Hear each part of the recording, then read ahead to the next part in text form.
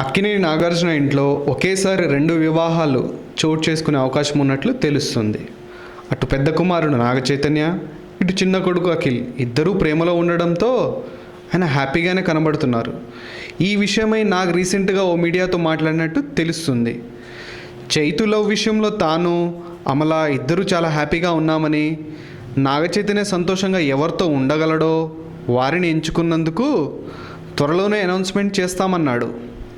అఖిల్ కూడా ఓ అమ్మాయిని ఎంచుకున్నాడు. అయితే వారికి ఎంగేజ్మెంట్ జరిగింది అన్నది మాత్రం అబద్ధమని చెప్పారు.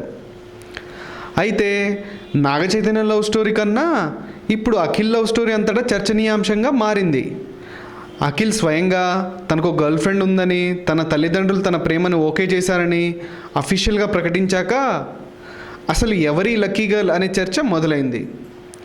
మీడియా సర్కిల్స్ నుంచి అందుతున్న సమాచారం ప్రకారం ఆమె హైదరాబాద్లో సిటీలో పేరున్న ఇండస్ట్రియలిస్ట్ శాలిని భూపాల్ కుమార్తె, పేరు శ్రియా భూపాల్ అని తెలుస్తుంది. అఖిల్, శ్రియ గత కొంతకాలంగా డేటింగ్ చేస్తున్నారు.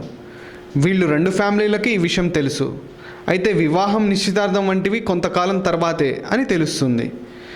ఇక శ్రియా భూపాల్ కుటుంబంతో నాగార్జునకు సన్నిహిత సంబంధాలే ఉన్నాయట.